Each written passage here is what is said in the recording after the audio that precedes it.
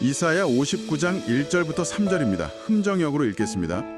보라, 주의 손이 짧아져서 구원할 수 없는 것도 아니요 그분의 귀가 둔하여서 들을 수 없는 것도 아니라 오히려 너희 불법들이 너희와 너희 하나님 사이를 갈라놓았고 너희 죄들이 그분의 얼굴을 너희에게 숨겼으므로 그분께서 듣지 아니하시리니 이는 너희 손이 피로 너희 손가락이 불법으로 더럽혀졌기 때문이며 너희 입술이 거짓을 말하고 너희 혀가 사악한 것을 말하였기 때문이니라. 안녕하세요. 오늘은 폴 채플 목사의 글 막힌 기도, 죄와 하나님의 응답의 일부 내용과 관련 성경 기록을 좀 깊이 들여다보려고 합니다. 기도는 분명히 능력이 있고 성경 기록에도 응답받은 사례가 정말 많은데 왜 때로는 기도가 좀 막힌 것처럼 응답이 없는 것처럼 느껴질까요? 오늘 이 글과 성경 기록을 통해서 이 기도 응답이 더디어 보이는 이유 중 하나, 바로 이 죄의 문제, 그리고 그게 하나님과의 관계에 어떤 영향을 미치는지 한번 좀 파고들어 보죠. 먼저 이 글에서는요, 기도가 그냥 소원 비는 게 아니라 진짜 힘이 있고 하나님께서 그분의 백성들 필요를 듣고 채워주신다는 걸 분명히 하고 시작해요. 성경 기록에도 그런 약속이나 사례가 정말 많잖아요. 엘리야 기도나 히스기야 기도 같은 거 보면 정말 극적이죠. 응답 약속. 이건 성경 전체에서 아주 중요한 메시지죠. 하나님은 듣고 응답하시는 분이다. 이게 기도의 기본 믿음이고요. 하지만 현실에서는 기도에도 어째 아무 변화가 없는 것 같을 때가 많아요. 그쵸? 뭔가 답답하고 하늘 문이 닫힌 것 같고 이 글에서는 그 이유가 여러 가지일 수 있다고 해요. 어쩌면 우리가 모르는 하나님의 더 큰 계획이나 시간표 때문일 수도 있고 아니면 우리가 구하는 것보다 훨씬 더 좋은 걸 예비하고 계셔서 그럴 수도 있고요. 근데 이 글이 특히 주목하는 건 우리가 좀 간과하기 쉬운 어쩌면 외면하고 싶을 수도 있는 또 다른 중요한 원인, 바로 우리 안에 죄 문제라는 겁니다. 여기서 핵심은 그냥 실수하고 연약해서 넘어지는 거 말고요. 알면서도 고백 안 하고 의도적으로 딱 붙들고 있는 죄, 뭐랄까 품고 있는 죄라고 하죠. 그게 하나님과의 소통을 딱 가로막아서 기도가 제대로 힘을 발휘 못하게 한다는 거예요. 비유하자면 혈관에 콜레스테롤 쌓여서 피 잘 안 통하는 것처럼요. 죄가 영적인 소통 통로를 막아버릴 수 있다는 거죠. 품고 있는 죄가 소통 통로를 막는다. 그 비유가 확 와닿네요. 그러니까 단순히 죄를 지었다는 사실 자체보다 그 죄를 대하는 태도, 회개 안 하고 계속 붙들고 있는 상태가 문제다. 이 말씀이시군요.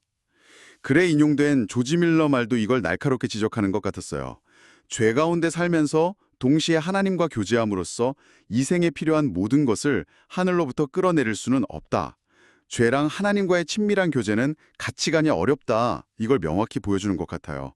빛과 어둠이 공존 못하는 것처럼요. 네, 맞아요. 그 인용문이 죄가 하나님과의 관계에 미치는 그 본질적인 영향을 정확히 짚어내고 있죠. 하나님과의 교제라는 건 본질적으로 정직함, 투명함, 또 거룩함을 향해 가는 건데 의도적으로 죄를 숨기고 합리화하고 붙들고 있는 상태는 이런 교제의 기본 성격이랑 완전히 반대되는 거잖아요. 하나님은 거룩하시니까 죄를 용납하실 수 없고 우리가 죄를 가볍게 여기고 품고 있으면 그분과의 친밀한 교제는 불가능해진다는 거죠. 그래서 이 글이 아까 처음에 읽었던 이사야서 59장 1절을 다시 한번 떠오르게 하면서요. 기도 응답이 없는 것 같을 때 그 원인이 하나님께 있지 않다는 걸 아주 강하게 강조해요. 하나님의 능력이 부족해서 아니면 도울 자원이 없어서 절대 아니라는 거죠. 주의 손이 짧아 구원하지 못하심도 아니요 귀가 둔하여 듣지 못하심도 아니라 이 말씀 그대로입니다. 하나님의 능력과 자원은 어제나 오늘이나 영원히 동일하고 무한하시죠. 그러니까 문제는 우리 쪽에 있다는 걸 암시하는 겁니다. 그렇군요. 그럼 하나님의 능력이나 의지 문제가 아니라면 만약에 우리가 예전처럼 하나님의 일하심이나 기도응답을 생생하게 경험하지 못한다면요? 그 원인을 하나님께 돌릴 게 아니라 우리 자신하고 하나님 사이를 가로막는 어떤 장애물이 있는지 그걸 먼저 살펴봐야 한다. 이런 의미겠네요. 문제의 방향을 외부가 아니라 내부로, 하나님이 아니라 우리 자신에게로 돌리는 거군요. 관점의 전환이네요. 흥미롭습니다. 어쩌면 종교 책임감을 느끼게 하고요. 정확합니다. 관점의 전환이면서 또 책임의 소재를 명확히 하는 거죠. 그리고 이 글은 그 장애물이 구체적으로 뭔지를 딱 지목해요. 바로 죄, 그리고 불법입니다. 이사야서 59장 2절 3절 보면 나오죠. 오히려 너희 불법들이 너희와 너희 하나님 사이를 갈라놓았고 너희 죄들이 그분의 얼굴을 너희에게 숨겼으므로 그분께서 듣기 아니하시리니 여기서 불법은 그냥 실수 넘어서 하나님의 법이나 기준을 의도적으로 무시하고 거역하는 좀 더 뿌리 깊은 상태나 성향일 수 있고요. 그리고 죄는 그런 상태에서 나오는 구체적인 행동이나 생각들을 가리킬 수 있겠죠. 이 구절들은 이런 우리의 불법과 죄가 마치 두꺼운 벽처럼 하나님과 우리 사이를 갈라놓고 그분 얼굴을 가려서 우리 기도가 올라가지 못하는 상황을 만든다고 설명해요. 그 뒤에 3절에 나오는 구체적인 예시들이 있잖아요. 손에 묻은 키, 불법으로 더러워진 손가락, 거짓을 말하는 입술, 사악한 것을 말하는 혀, 이런 것들은 이 죄가 단순히 마음속 문제가 아니라 우리 실제 삶의 행동, 말, 태도로 나타나고 이게 하나님과의 관계에 직접 영향을 미친다는 걸 생생하게 보여줘요. 그냥 종교적인 개념이 아니라 실제 삶의 모습이 하나님과의 소통에 영향을 준다는 거죠. 손, 손가락, 입술, 혀. 정말 구체적인 부위를 언급하면서 죄가 우리 삶 곳곳에 스며들 수 있다는 걸 보여주네요.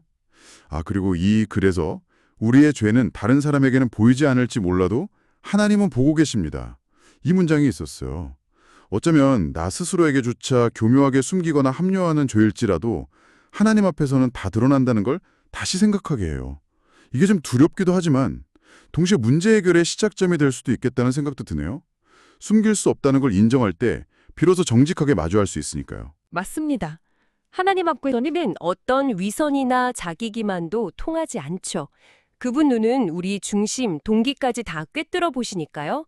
시편 기자도 고백했잖아요. 주께서 내가 앉고 일어섬을 아시고 멀리서도 나의 생각을 아시오며 나의 모든 길과 눕는 것을 아시오니 나의 모든 행위를 익히 아신다고요. 하지만 이 글의 중요한 점은 이렇게 죄의 심각성, 하나님의 전지하심을 강조하는 데서 끝나지 않는다는 거예요. 만약 여기서 멈추면 절망감, 정죄감만 남을 수 있잖아요. 그런데 이 글은 죄를 깨달았을 때 나아갈 방향은 좌절이나 두려움이 아니라 오히려 소망을 가지고 하나님께로 돌이키는 회개라는 걸 분명히 해요. 하나님께서 우리 죄 때문에 우리를 외면하시거나 벌하실까 봐 숨거나 두려워할 필요가 없다고 강조합니다. 왜냐하면 하나님께서는 이미 우리가 죄를 가지고 나아올 때 어떻게 반응하실지를 약속해 주셨기 때문이죠. 그리고 그 약속의 정수가 바로 요한일서 1장 9절에 담겨 있습니다. 이 구절은 죄로 인해 막힌 관계를 회복하고 다시 나아갈 수 있는 놀라운 길, 핵심적인 희망의 메시지를 줍니다. 네, 죄를 지적하는 데서 그치지 않고 회복의 길, 희망으로 이어진다는 점이 정말 중요하군요. 많은 분들에게 큰 위로와 동시에 도전이 될 그 약속의 말씀 직접 한번 들려주시면 좋겠습니다. 네, 요한일서 1장 9절입니다. 만일 우리가 우리 죄들을 자백하면 그분께서는 신실하시고 의로우사 우리 죄들을 용서하시며 모든 불의에서 우리를 깨끗하게 하시느니라. 이 약속은 정말 심오하고 강력합니다. 여기서 몇 가지 주목할 점이 있어요. 첫째, 조건은 만일 우리가 우리 죄들을 자백하면이에요. 자백이라는 건 헬라어 원어를 보면 같은 말을 하다는 뜻이거든요. 그러니까 하나님께서 죄라고 하시는 것에 대해 네, 맞습니다. 그게 죄입니다. 하고 인정하고 시인하는 거예요. 그냥 입으로만 죄 목록을 읊는 게 아니라 마음으로 동의하면서 하나님 앞에 정직하게 내 죄를 인정하고 드러내는 행위죠. 둘째, 우리가 이렇게 자백할 때 하나님은 어떻게 반응하시냐? 그분께서는 신실하시고 의로우사라고 해요. 우리 용서와 깨끗함의 근거가 우리 노력이나 자격에 있는 게 아니라 하나님의 변함없는 성품, 즉 약속에 신실하시고 공의로우신 그분의 본성이 있다는 겁니다. 이건 엄청난 보증이에요. 셋째, 그 결과는 뭔가? 두 가지죠. 우리 죄들을 용서하시며 그리고 모든 불의에서 우리를 깨끗하게 하시느니라. 용서는 죄의 벌과 죄책감에서 해방되는 거고 깨끗하게 하심은 죄로 인한 더러움, 오염에서 정결하게 되는 걸 의미해요. 단순히 과거주에 용서받는 걸 넘어서 현재와 미래를 향해 나아갈 수 있는 새로운 상태, 즉 모든 불의에서 깨끗해진 상태로 우리를 회복시켜 주신다는 약속입니다. 이게 바로 죄 때문에 막혔던 하나님과의 소통 통로를 다시 활짝 여는 열쇠가 될 수 있다는 거죠. 자백이라는 우리의 정직한 인정과 동의, 여기에 대해 하나님의 신실하심과 의로우심에 근거해서 용서와 완전한 깨끗함을 약속하신다. 정말 놀라운 약속이네요. 그렇다면 이 글과 성경 기록들을 다 종합해 볼 때 결국 우리 삶 속에 고백하지 않고 의도적으로든 아니면 습관적으로든 붙들고 있는 죄가 있다면 그게 뭐 남들 눈에 보이든 안 보이든 스스로에게는 사소하게 느껴지든 아니든 하나님과의 친밀한 소통, 즉 교제를 가로막는 실질적인 장애물이 된다는 거군요. 그리고 그 결과 기도의 응답을 온전히 경험하는 데에도 어려움이 따를 수 있다. 이런 강력한 메시지로 정리될 수 있겠습니다. 다시 말해서 기도의 능력을 제한하는 게 하나님의 문제가 아니라 우리 안에 해결되지 않은 죄의 문제일 수 있다는 점을 직시하게 하네요. 정확하게 이해하셨습니다. 이 글의 결론은 아주 명확하고 또 도전적이에요. 우리 삶 속에 의도적으로 품고 있는 죄, 즉 고백하고 돌이키지 않은 채 남아있는 죄가 있다면 그건 반드시 하나님과의 관계에 부정적인 영향을 미치고 결과적으로 우리 기도는 그 잠재력을 온전히 발휘하기 어렵게 된다는 것입니다. 이걸 좀 더 큰 그림에서 보면요. 죄의 본질적인 속성 중 하나가 바로 하나님과의 분리, 관계의 단절을 가져오는 거거든요. 아담과 하와가 죄 짓고 하나님 피해서 숨었던 것처럼요. 하지만 자백과 회개는 하나님께서 마련하신 관계 회복의 길입니다. 우리가 하나님의 빛 앞에서 우리 죄를 정직하게 인정하고 이게 자백이죠. 그 죄에서 돌이키기로 결단하며 이게 회개고요. 나아갈 때 요한일서 1장 9절의 약속대로 용서와 정결함의 은혜가 주어지는 거죠. 이를 또해서 죄 때문에 손상됐던 하나님과의 관계가 회복되고 막혔던 소통의 통로가 다시 열리게 됩니다. 그 결과 우리는 다시 담대하게 하나님 앞에 나아가 기도할 수 있게 되고 그분의 응답을 기대하고 경험할 수 있는 상태로 회복되는 거예요. 이건 뭐 단순한 종교 의식이나 죄책감 더는 행위가 아니라 하나님과의 살아있고 역동적인 관계를 회복하고 유지해 나가는 본질적인 과정이라고 할 수 있습니다. 오늘은 폴 채플 목사의 글 일부와 관련 성경 기록들을 통해서 기도가 좀 막히는 것처럼 느껴지는 중요한 이유 중 하나로 고백되지 않은 죄의 문제를 깊이 있게 살펴봤습니다. 핵심적인 통찰은 문제의 근원이 종종 하나님의 능력이나 의지 부족이 아니라 우리와 하나님 사이의 관계를 가로막는 우리 안의 죄라는 것.